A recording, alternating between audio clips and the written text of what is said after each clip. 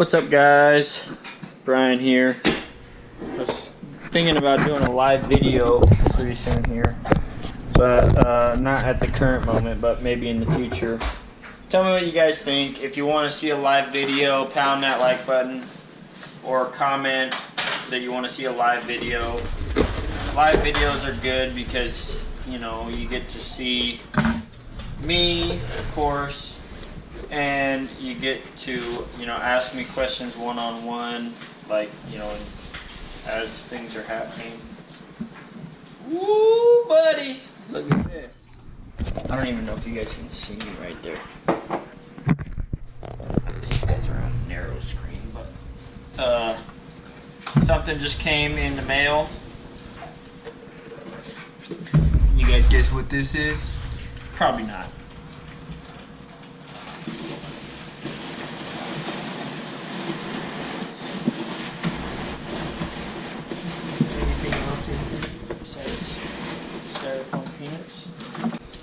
We got here some 80 hardness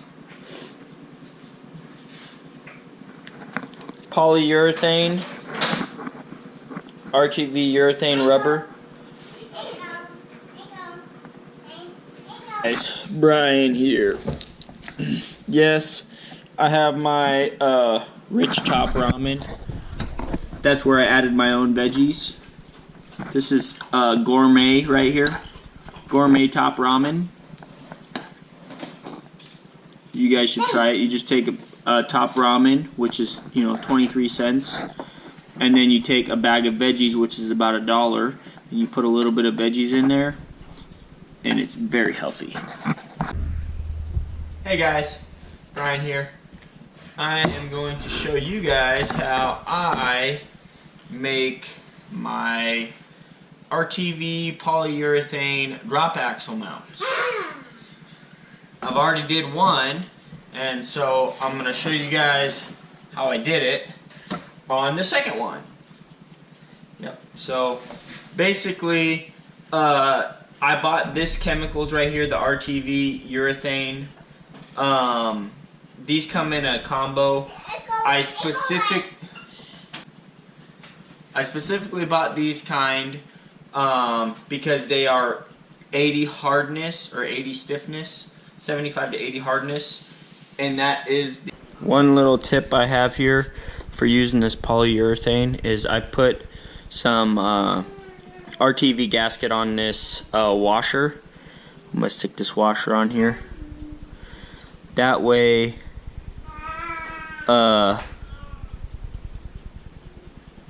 it doesn't leak out as much, because the last one I did leaked out a little bit more than I had hoped. So put that on there. Hopefully that does the trick of not allowing it to leak out. Right.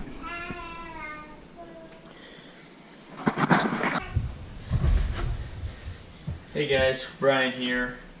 If you can hear my son screaming in the background, I apologize. He wants to be in here while I'm doing this. Unfortunately, can't have him near this because this is just barely balanced on the table. So, if you hear him crying, that's what it is. It's not really child abuse, okay? So, just wanted to put that out there. Anyways, this RTV urethane rubber is what I bought. I bought this, it was like about $100 for this combined. And this is the 80 hardness RTV sealant, or not sealant, RTV for making rubber mounts and stuff like that. Basically like these, at least I think. So we're gonna give this a shot.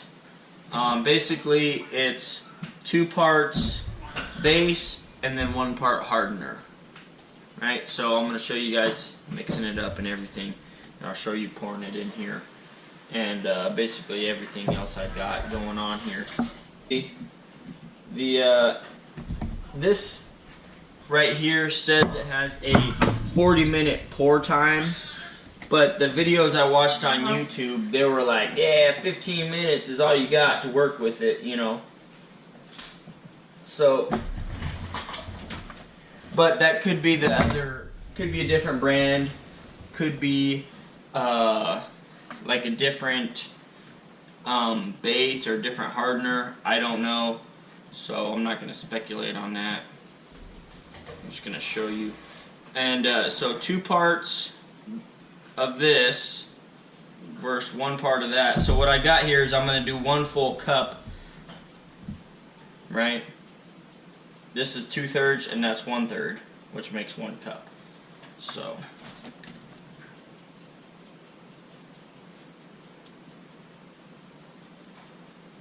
yep, that's what we're doing.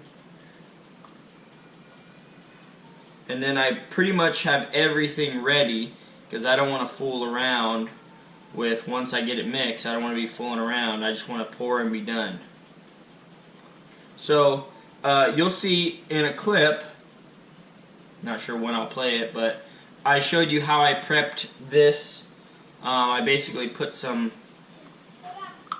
RTV gasket maker on there so it wouldn't leak out the bottom, because the last one I did leaked out the bottom a little bit. So it took longer for it to set up too.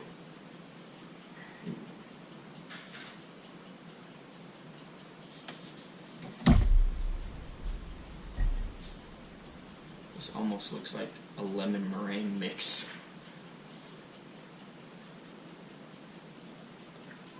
Would not recommend trying it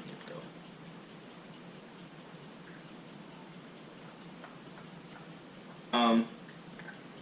It does kind of stink. Not really strong at all though. Not like super strong. Not like you'd expect. Not like, let me give you a good example. Like Bondo or fiberglass resin. It doesn't smell as strong as that stuff. That's why I'm doing it in here and not in the garage, because plus to keep it warmer. Okay, so I got it in there. Now I'm just gonna mix this stuff up. Pound that like button, pound the subscribe button, comment, share this on your social site of media preference. Keep watching this video. It's awesome, I know. This is the center part right here. As you can see, it has these grooves in here to hold it in place. And this is centered by the washer that's in there. I hope you guys can see this.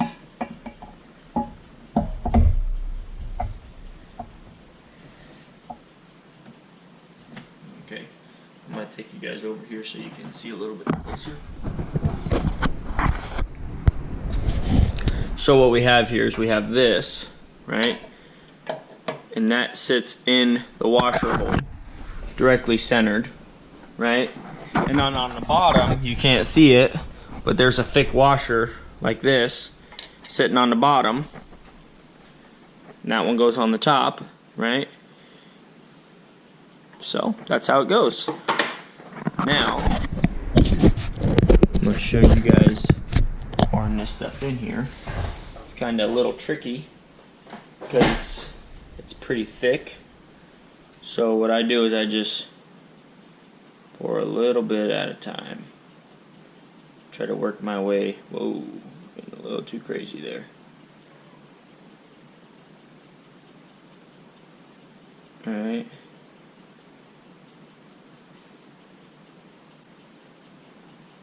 I know you guys are probably enjoying this. This is pretty cool, huh? Mixing up strange chemicals in my kitchen. And so this stuff costed me $100 for basically 3/4 of a gallon. If you buy these mounts, it's $300 for a set. I think $300, but that's for the Hendrickson set. The Snap-on Junkie did a video on that. I thought that was pretty cool. I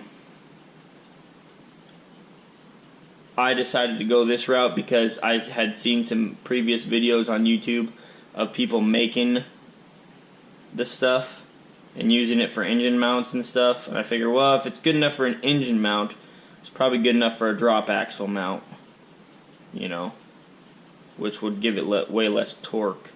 You know, these are just pretty much just taking up bouncing. and about 5,000 pounds, probably 10,000 pounds, depending on what kind of drop axle you have. Anyways, so as you can see, I got to the top here.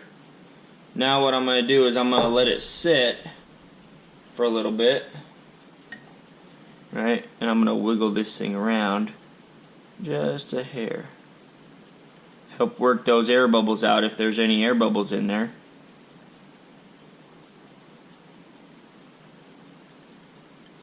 Yep, I think I got it.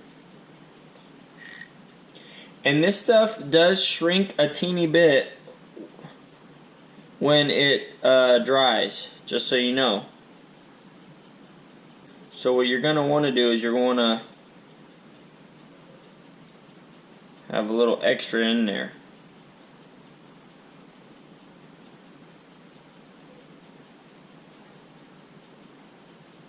So you see how I'm getting it built up? Just very, very slowly. Now, I'm going to take my nicely cleaned washer, put that on there, spin it around, help it adhere to it too. But yeah, if that's all that's coming out, that's probably it, because the stuff is really thick, so it doesn't come out like water would. And then any excess stuff, you can peel it off, or you can sand it off, or you can scrape it off with a scraper. Works pretty good. So, hope you guys enjoyed that video. I will post a small clip when it's done, so you guys can see, you know, how strong this stuff is and how good it worked out for me. And I will keep you updated on how it works, you know, long term, if the stuff is really durable or not, whatnot, you know, all that jazz. Hey guys, just wanted to show you real quick before the battery dies on the GoPro. 1:20 in the morning. Man, it's pretty stiff. And you can't even really squeeze that thing. You can bend it a little bit, but you could not squeeze that stuff. It's pretty tough stuff. So, and it's stuck to this aluminum. So, yep, just wanted to show you that. And that one's done.